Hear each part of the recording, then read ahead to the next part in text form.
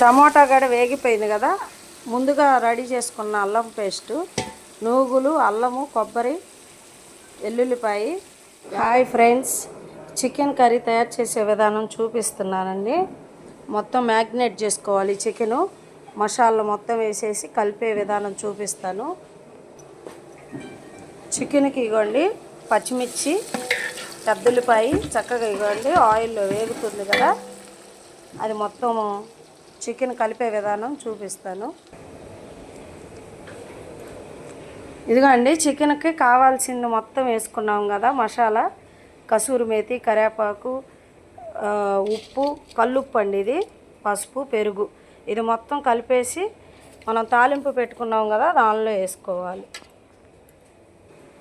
చక్కగా ఇదిగోండి మొత్తం కలుపుకున్నాము. చికెను కావాల్సిన మసాలా అంతా వేసి, పెరుగు అన్నీ ఇలా చక్కగా కలిపి పెట్టుకుంటే ఏమైందంటే నీసు వాసన రాదు మనకి. చికెను తాలింపులో వేసేటప్పుడు చూపిస్తాం.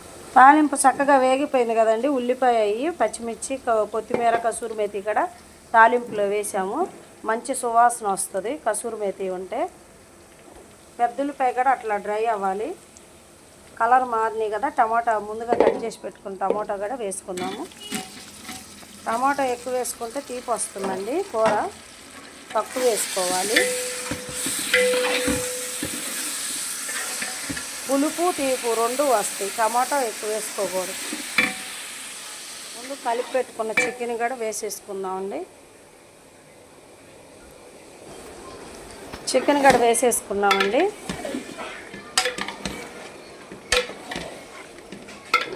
సింపుల్గా చేసేసుకోవచ్చు అండి. ఒక 50 మందికి చాలా ఈజీగా ఉంటుంది.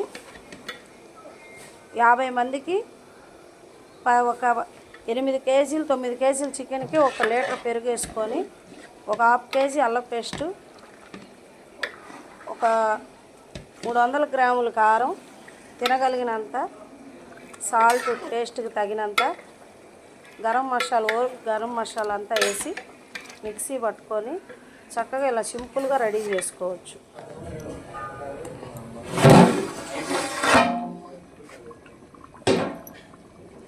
చికెన్ చక్కగా ఉడికిపోయిందండి. చెప్పా కదా కొలతలు, ఇక చూడండి. గ్రేవీగా చక్కగా చికెను గ్రేవీగా చూడండి ఎలా ఉందో. గరం మసాలా వేసేసుకున్నానండి. చికెన్ కంప్లీట్గా అయిపోయింది. కొత్తిమీర, పుదీనాకండి వేసేసుకుందామండి.